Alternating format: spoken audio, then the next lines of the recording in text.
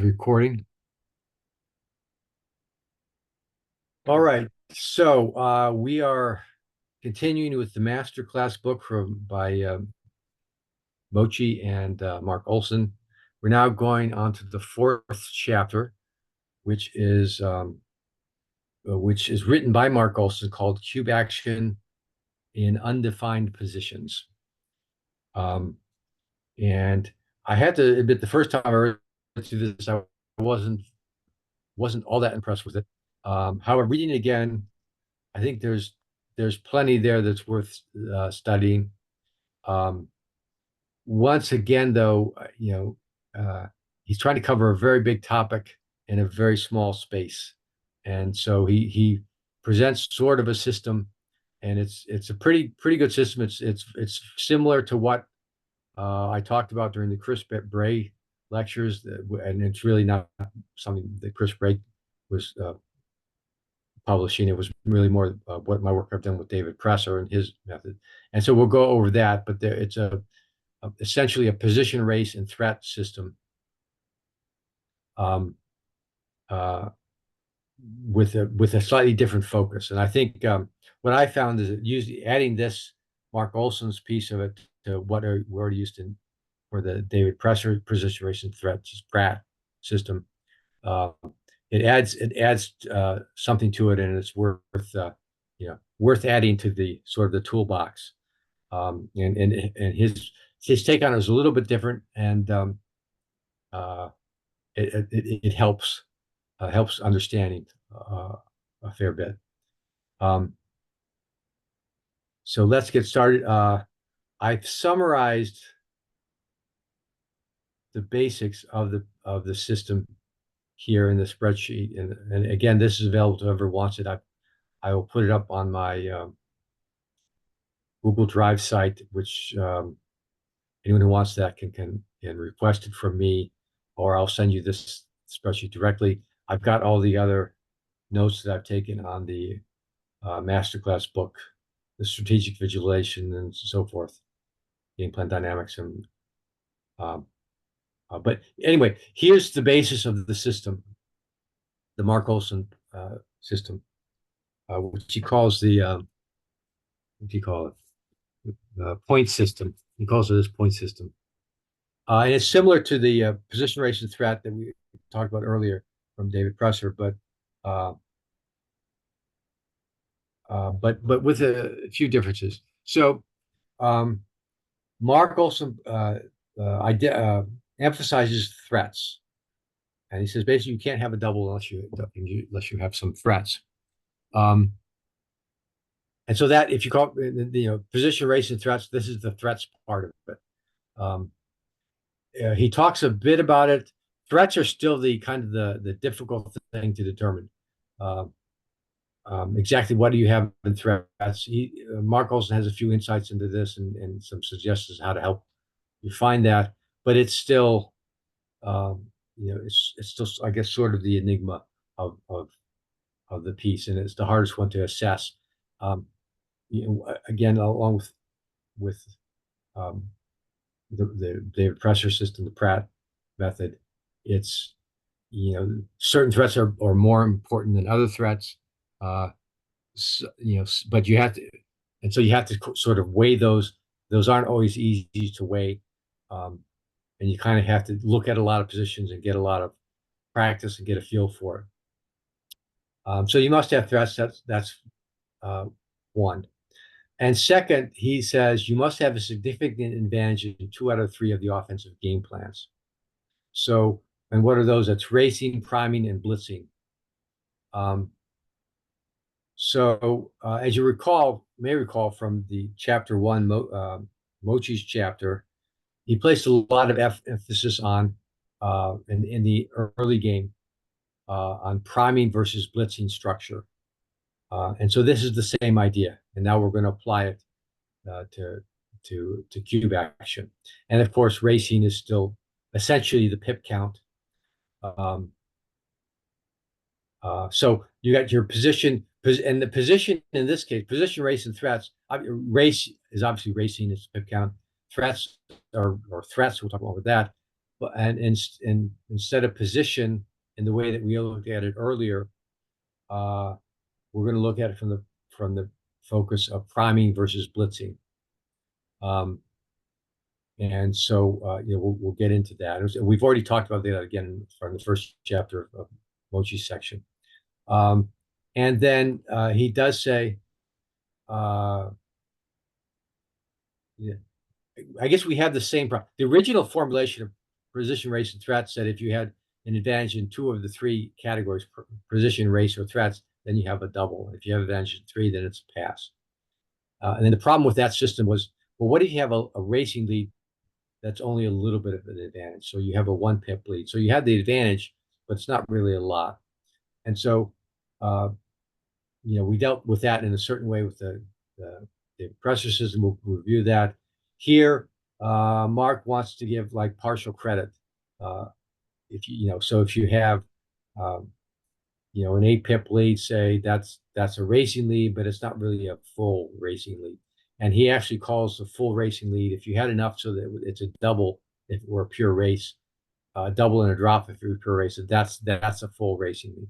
So, but we'll talk about that before. So he is trying to assess in a graded way, how good you are. If you have a priming advantage, is a little advantage or a big advantage. If you have a blitzing advantage, it's a little advantage or a big advantage. And so that makes a whole lot of difference between just do you have any advantage or not, which is kind of the traditional position, race, and threat system. Now, we'll get to this a little bit later, but in order to accept the cube, you have to have a significant advantage. Well, yeah, significant advantage in one of 4 game plans. So we're adding a 4th game plan to this, which we weren't worried about before. But those are racing, blitzing, priming, and the 4th one is contact, which essentially means that if you have an anchor, and this would be more like an advanced anchor, even the 3-point, that would is generally going to be considered method advantage to generally to take. But we'll look at some more positions to kind of flesh that out. Now, his chapter is called, these are called undefined positions. So this applies to undefined positions. So you remember initially when we looked at Pratt, it was kind of at the beginning, early game, middle game, and there were certain types of situation where it didn't apply. So and the same is true for this. So what are defined positions? Well, pure races are one such a thing. So if we're in a pure race, it doesn't matter whether you're priming or blitzing, because there's no prime or blitz. It's a pure race, so it's only racing. Things like well, and I mentioned here like the midpoint holding game, where you've got the race is important, but also the contact is important. So that it doesn't really apply. And we have the rule of 4 for that, if you remember that one. I think we went over that during the crisp race section too. And then priming. Mark Olsen treats this, calls it priming is special, and it sort of kind of trumps the other situations, the other considerations. So if you have a fairly well-developed prime, that's a different matter, and you wouldn't apply this method. And so we'll get to some examples about that. Okay. But first of all, there's a point that he makes, and we'll go over a few things that aren't really related to necessarily his system, but it's important to understand it. And that's the importance of volatility in a position and equity. And what he means by that, and it's kind of encapsulated by this statement: the greater number of threats you have, the less equity you need to double. So we'll look at some situations. Right. So if you remember in a racing situation, the point of last take is like 22%, and you're going to double around when you have like a 30% advantage, 28 to 30% advantage. And we're going to look at positions where, um, the game is barely 60-40 and it's still right to double. And the reason that is in those situations, there's a lot of volatility there. And so we'll go over that. In fact, that's what we'll look at. That's what we'll look at first. Okay, so this is not the one I So want when to you look at say now. threat, Gary, does that mean that when you double, you'll have there's a block that's within one dice? Yeah. So yeah, and this is kind of the big question because threats can take on any number of different forms. Usually, you're going to think of threats in terms of putting someone on the bar and then closing them out or uh, threatening to close them out, I guess. And that's typically what you mean by threats. That's not the only type of threat though, and it depends on your game plan. So, uh, for instance, if you're racing, there's no contact, but your threat in a racing game plan is that you roll big numbers. One in particular where,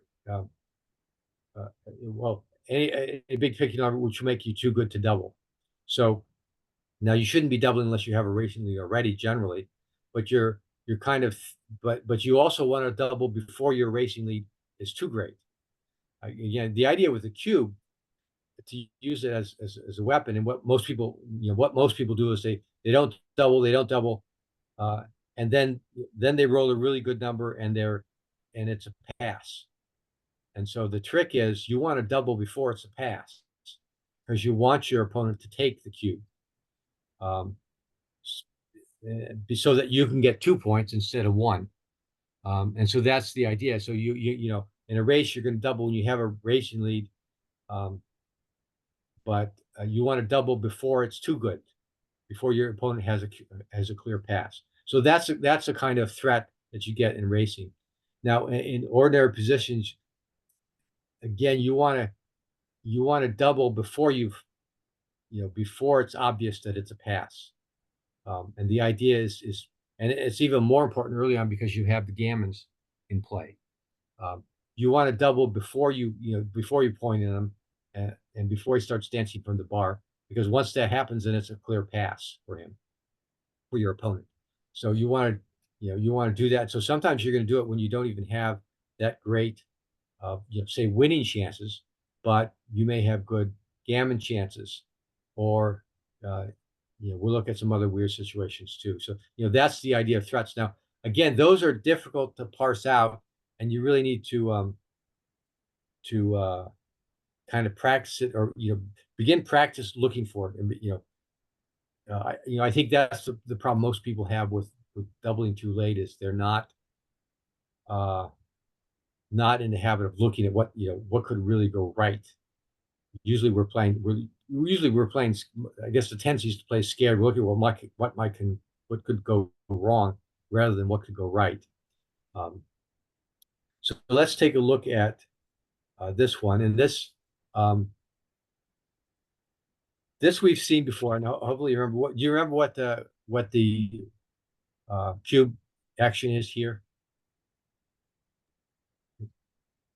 I think I remember if the checker's on the floor, it's a small no double, right? But I think it's close. No, it's a double and a take, I think. All right. It's a double intake, It's but close, yeah. Oh, there we go. Okay. it's actually a little bit, yeah. But it's a double and a take. Now the thing about this one is that look at the winning chances here. It's only 60-40. So how is that a double and a take? Well, the answer is, look at the gammons. Yeah. Black is already on the bar, and uh, yeah, white is threatening, but white only has 8 checkers in the zone. That's not a lot. Generally, if you're attacking and blitzing or something like that, you want more checkers in the zone.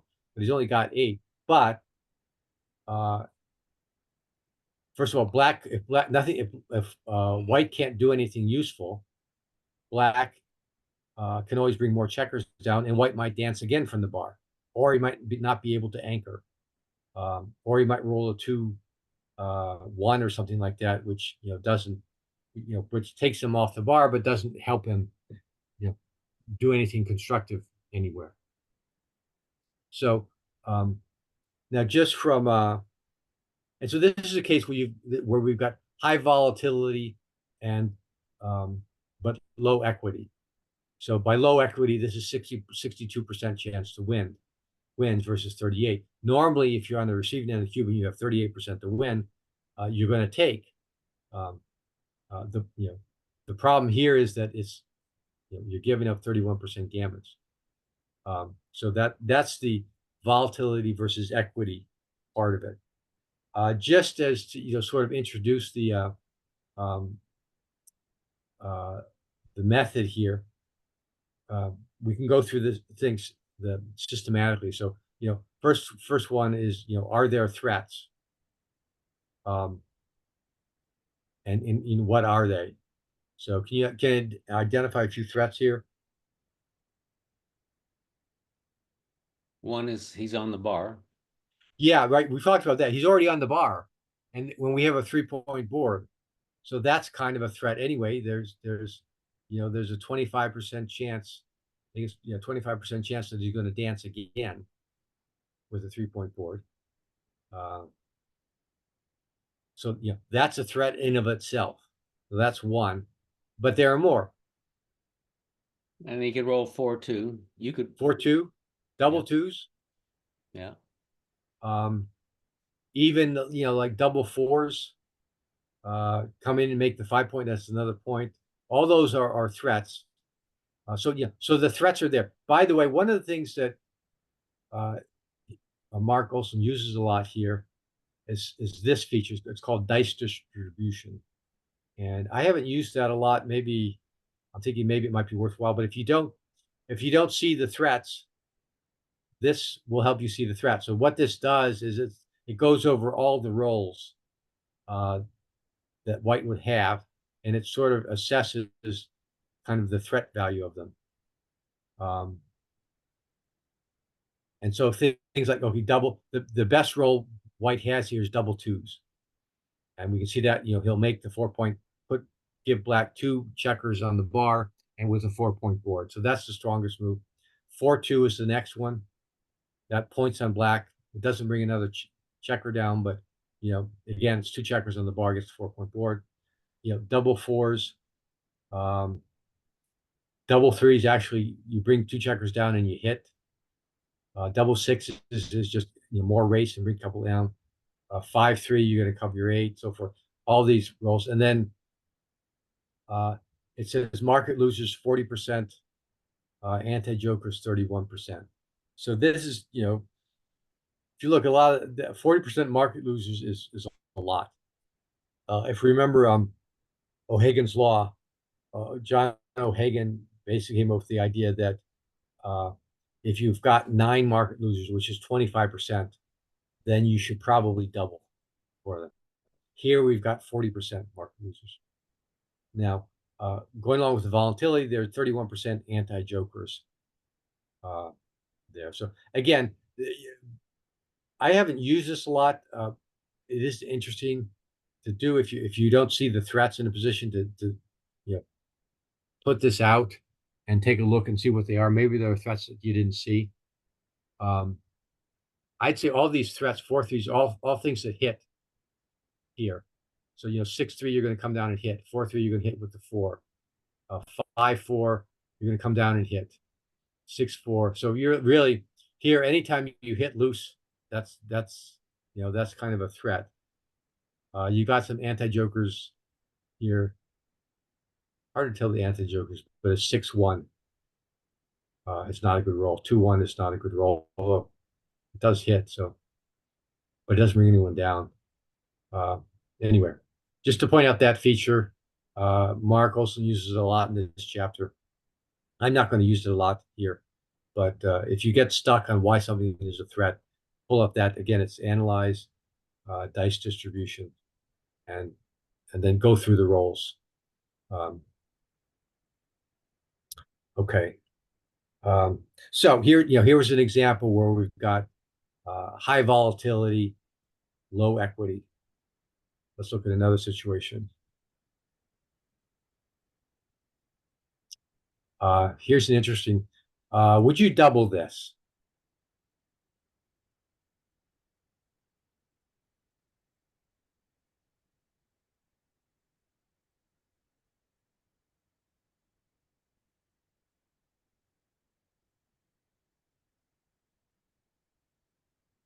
You want to take a Max, Charlie? Anyone want to venture? Yeah, I just say thinking. yes. Yeah, I mean, oh, go ahead, Charlie.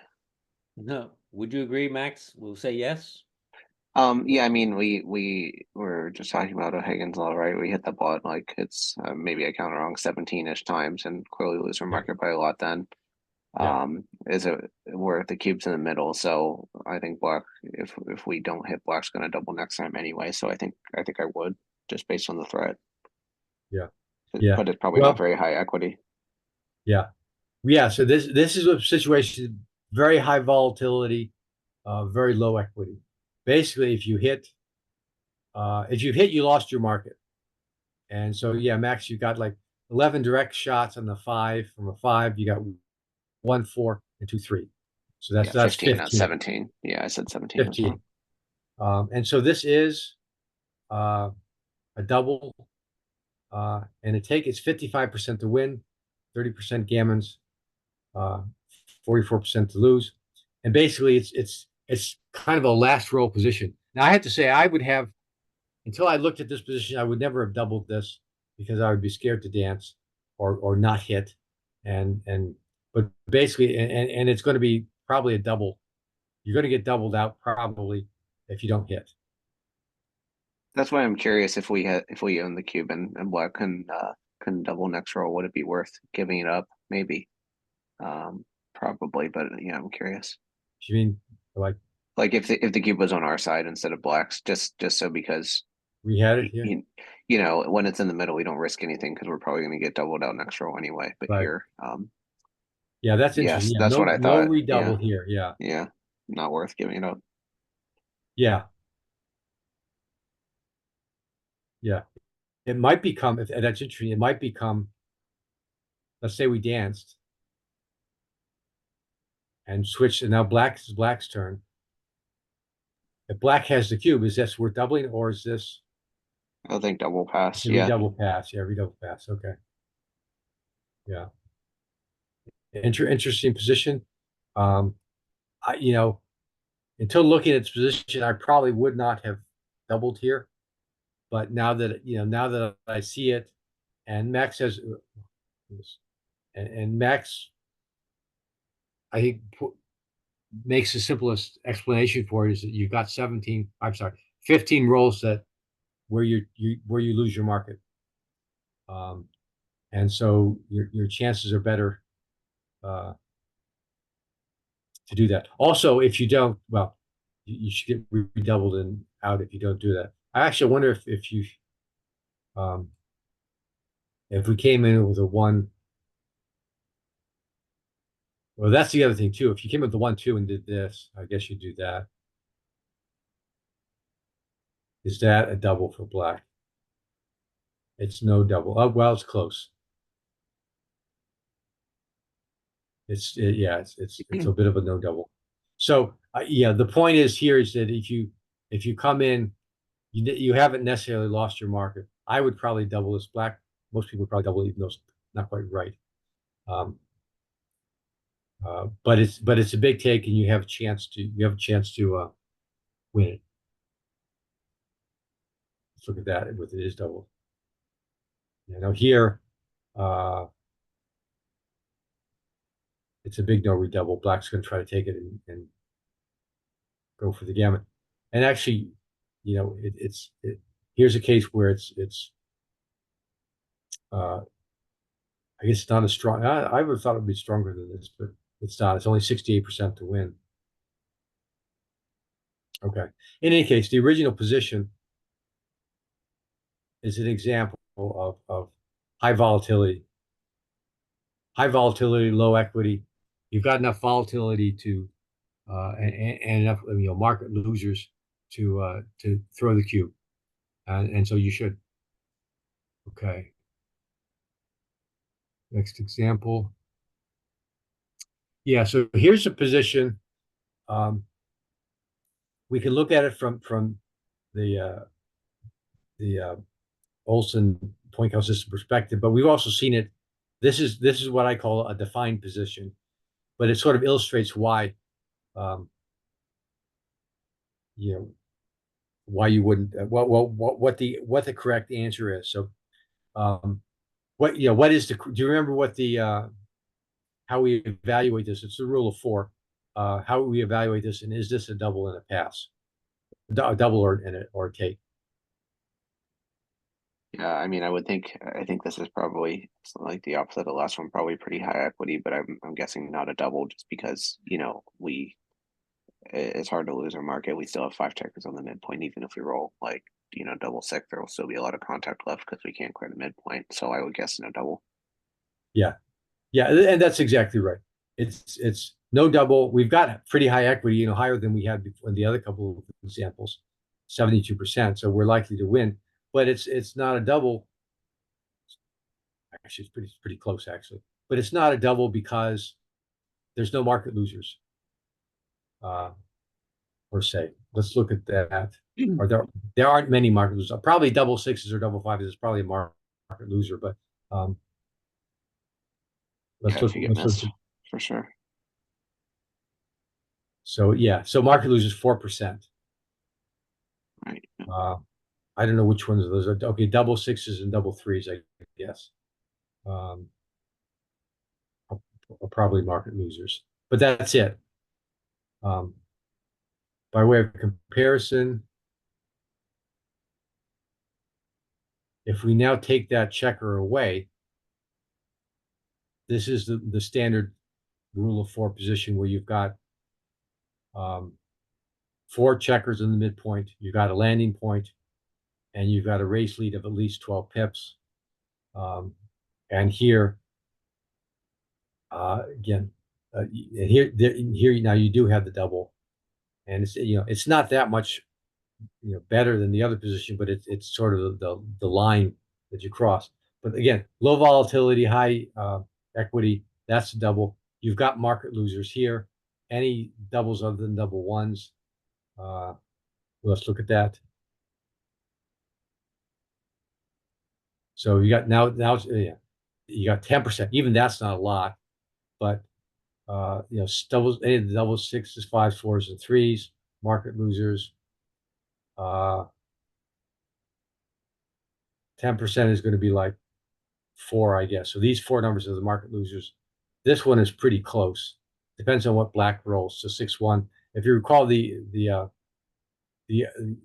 is a pass if you've got like a 22 plus checker lead and you've got two landing points. So if you roll 6-1 and black rolls at a 2-1 or some real low number, then it's also double the passes. So that would be a market loser, but um, not that much of one. Okay. So let's go on to and this is sort of an introduction to the system. Um, uh, and so let's see if we can evaluate it. And the idea here is to go through each piece individually. Do you have threats? What are they? Do you have position? Let's do it going. Looked at the threats last. Do you have an advantage in the game plans, priming and or attacking game plan? And do you have and what about the racing game plan? So the race is easy, 22 pips. The only question is, well, what's a commanding lead in the race? As you recall from the Presser Pratt system, we use 16 pips as the guideline, and that's good enough for here as well. Mark Olsen actually says full racing advantage is whatever it would take to make it a pass. normally. So that's if you recall the rule on 10%, 10% plus one. So we've got 13 and plus is 132. So 10% of that is 13 plus one would be 14. So we have 14, that compares to 16, but it's close enough. And so certainly we have the racing lead. Now, what about the priming? Do we have a priming advantage here? And is it significant? Yes, we do. Yeah, yeah. And so, Charlie, can you talk about that a little bit? I mean, Yes, 3 points compared to the opponent has 2 points, plus we have the 5 point, which is their prime is broken up 2 places. yeah, yeah. Now I would add, we don't just have 3 points. We have this point out here, so we have a broken 5 prime, so a broken 4 prime. And when we're looking at this, we're looking. If you remember from the first chapter, we're looking at small differences in primes. We're not looking at things that you're going to club you over the head. And obviously this is a prime. We're looking for priming advantage. So we've got 4 here, and we have a chance to make this one. It's not, which is the point we'd like to make. It's not a big chance, but we still have that chance. And we have also a chance to extend it this one. Now, this point is less important because it doesn't really block black, but it does block black from like double ones or something like that. So yeah, and compare that to black. We've made the 5 point. Black has no prime here, no priming chances at all here. Yeah, maybe he can make this point or the bar point, and then he'll have a weak prime at best. So this is a clear, we have the clear priming advantage here. What about the blitzing advantage? Do we have a blitzing game plan advantage here? I'd say not really, right, with the anchor. Yeah, not really. I mean, black has an anchor. Maybe black will move a checker at some point, and we'll have an advantage then. But as long as black has this anchor, we don't have a blitz. Doesn't mean that we don't have a big advantage in the whole overall scheme of things, but it's not a blitzing advantage, and so it doesn't qualify for Mark's Olsen's 3 point system. So what is that given the system? Threats, yeah. What do we have in the way of threats? I think maybe either rolling a double and being able to clear the 20 point, or maybe 6-1 or double three and making the 7 point look like the main thing. Yeah, right. yeah. Now, and keep in mind one insights that Mark does have here is that threats should be thought of in the context of the game plan. So in terms of a racing game plan, we have a big racing lead. So if we get some nice doubles here, certainly the big doubles, 4, 5s, and 6s, we got a pretty commanding lead. Even double 2s isn't bad because we can hop out twice from the midpoint. I don't know if that necessarily market loser, but that's a pretty good situation to be in. So, any of the big numbers on the racing will help us with the racing lead and could be considered market losers. And then on the priming plan, anything that makes 6-1 double threes, Max pointed out, even double 4s. Well, maybe double 4s is not so. Making this point the 9 point is not that valuable because it's behind. It doesn't block black. It doesn't hurt in case black gets double ones and steps up. So it's a point, but it's not really the point we want to make. Making the bar is key here. Would be a key market losers.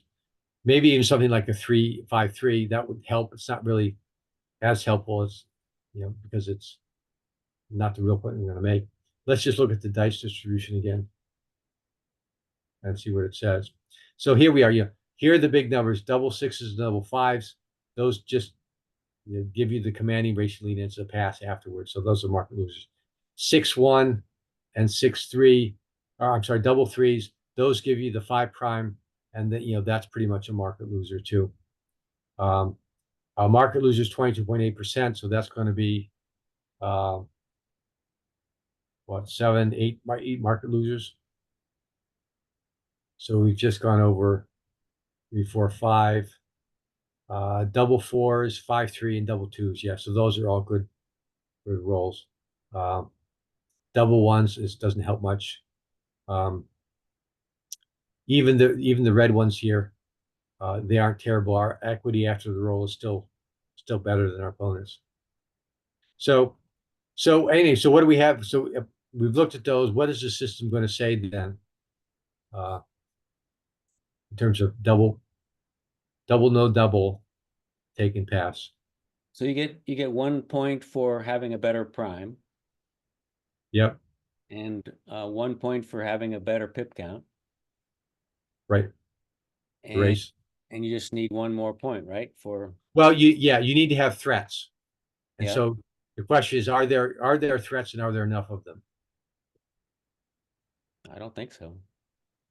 You don't think so? So let's count them. We got double fives and sixes and fours and twos.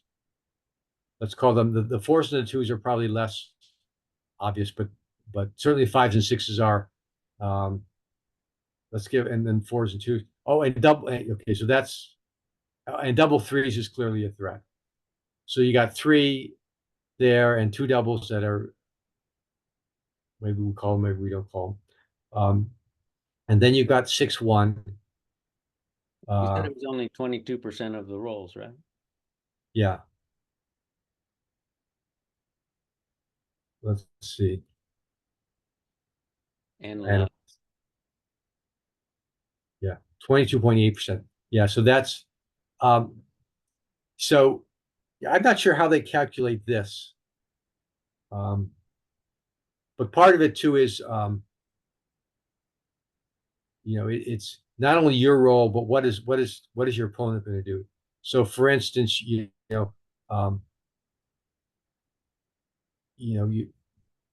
your opponent is, for instance, if your opponent were on the bar, and he could dance again, that could be a market loser, having nothing to do with whatever you roll. Like in the earlier position we saw with the double 5 opening, if your opponent dances twice, that's a market loser. He has basically a pass. So here it's hard to assess. What's hard to assess here is some of this may depend on what your opponent does, what your opponent rolls. So it's not clear.